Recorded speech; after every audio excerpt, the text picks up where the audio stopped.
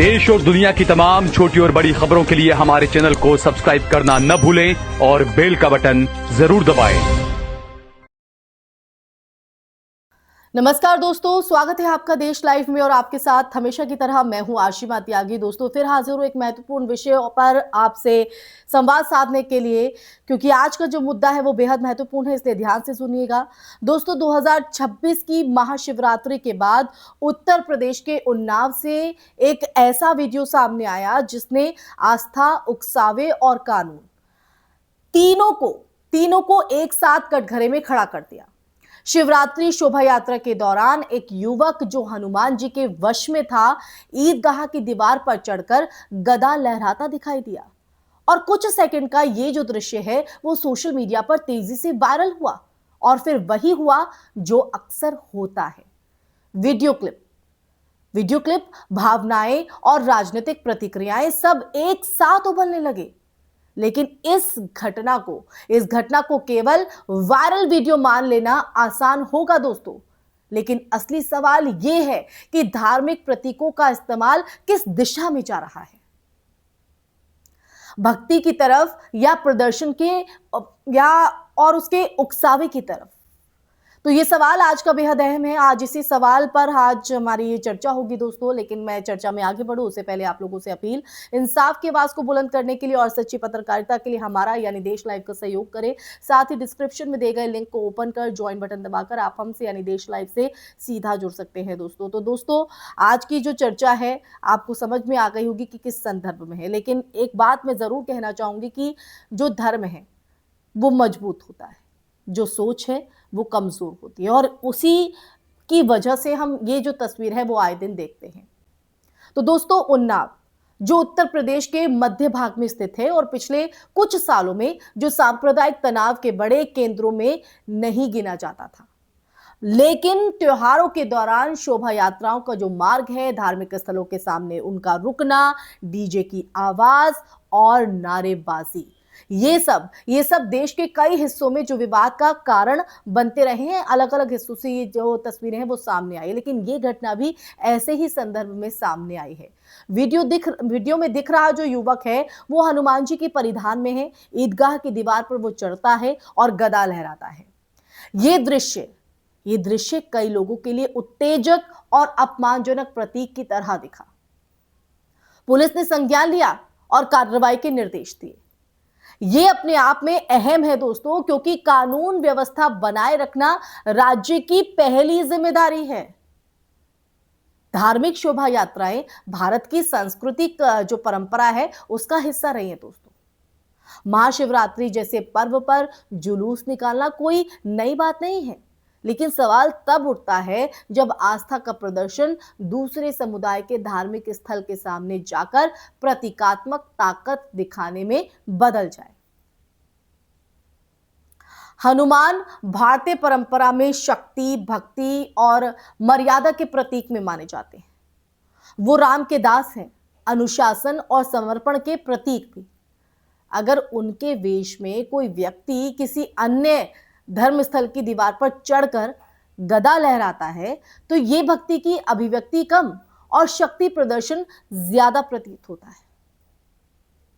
Social media ने इस घटना को और भी तीखा बना दिया दोस्तों। एक क्लिप बिना पूरे संदर्भ के हजारों लाखों लोगों तक पहुंच जाती है, ट्रेंड में आ जाती है। एल्गोरिदम उत्तेजक कंटेंट को तेजी से आगे बढ़ाते हैं और नतीजा जो है वो जमीन पर छोटी घटना भी जो है वो डिजिटल स्पेस में बड़ी जो टकराहट का कारण बन सकती है। और ऐसे वीडियो अक्सर दो तरह की प्रतिक्रियाएं पैदा करते हैं। एक पक्ष इसे धार्मिक जोश कहकर उचित ठहराता है और दूसरा इसे उकसावे और अपमान के रूप में देखता है। लेकिन कानून की नजर में सवाल बहुत सीधा है। क्या किसी भी धर्म के नाम पर दूसरे धर्मस्थल की जो गरिमा है उसको भंग करना अनिवार्य है?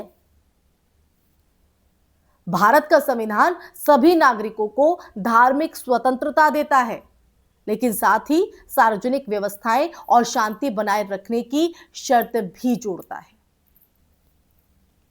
दंड संहिता की जो धाराएं हैं वो विशेषकर 153 ए और 295 धर्म के आधार पर वैमनस्य फैलाने या धार्मिक भावनाओं को ठेस पहुंचाने से जुड़ी हुई हैं दोस्तों। इसलिए इससे पुलिस का हस्तक्षेप केवल प्रशासनिक औपचारिकता नहीं बल्कि संवैधानिक दायित्व भी है। अगर किसी भी समुदाय का व्यक्ति दूसरे के पवित्र स्थल पर उकसावे की मुद्रा में दिखे तो जो कार्रवाई है वो जरूरी है, चाहे वो किसी भी धर्म से हो, किसी भी धर्म से। और देखिए ये भी ध्यान देने योग्य है कि त्योहारों के जो दौरान प्रशासन पहले से रूट तय करता है, अनुमति देता है और शर्तें लागू करता है। अगर शोभा यात्रा के दौरान तय मार्ग या आचार संहिता का उल्लंघन हुआ है तो ये केवल धार्मिक मुद्दा नहीं बल्कि कानून व्यवस्था का प्रश्न भी है।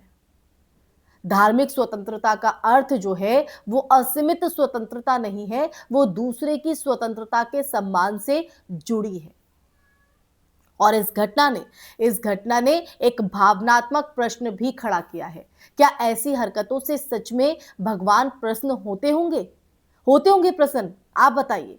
धार्मिक आस्थाएं निजी और सामूहिक दोनों होती हैं, लेकिन अगर देखा जाए तो लगभग सभी धर्मों की जो मूल शिक्षाओं को अगर हम देखें तो वो संयम, करुणा और मर्यादा पर ही बल देती है। कोई भी धर्म हो, अगर आस्था का प्रदर्शन किसी दूसरे समुदाय की असुरक्षा या अपमान का कारण बन जाए तो वो आध्यात्मिकता से ज्यादा राजनीति या भीड़ मानसिकता का रूप ले सकता है।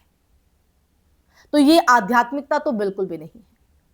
अगर हम इसे सामाजिक दृष्टि से भी देखें ना दोस्तों, उस नजरिए से देखें तो पिछले कुछ सालों में आप देखें धार्मिक आयोजनों में प्रतिस्पर्धात्मक जो शक्ति है वो प्रदर्शन की प्रवृत्ति बढ़ी है।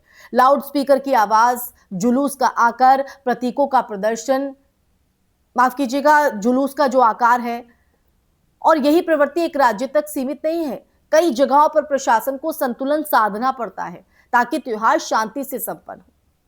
उन्नाव की ये जो पूरी घटना है उसी व्यापक परिदृश्य का एक हिस्सा कहीं ना कहीं दिखती है दोस्तों। तो आखिर में आप लोगों से यही कि ये जो मामला है वो केवल एक युवक या एक वीडियो का नहीं है, ये उस सामाजिक दिशा का एक संकेत है जिसमें धार्मिक पहचाने सार्वजनिक शक्ति प्रदर्शन का माध्यम बनती जा रही हैं और पुलिस की जो कार्रवाई है वो महत्वपूर्ण है। लेकिन उससे भी ज्यादा जरूरी है सामाजिक आत्ममंथन। आस्था का जो अर्थ है, अगर मर्यादा है तो मर्यादा की परीक्षा ऐसे ही क्षणों में होती है।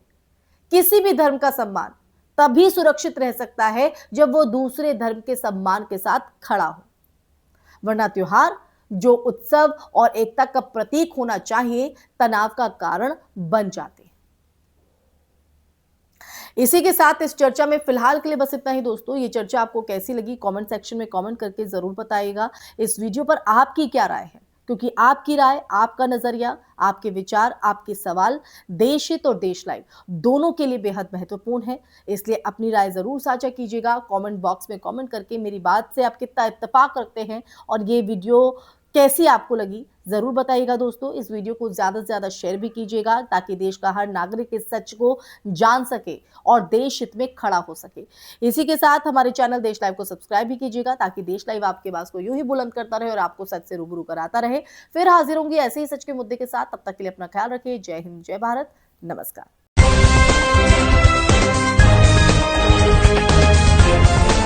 देश और दुनिया की तमाम छोटी और बड़ी खबरों के लिए हमारे चैनल को सब्सक्राइब करना न भूलें और बेल का बटन जरूर दबाएं।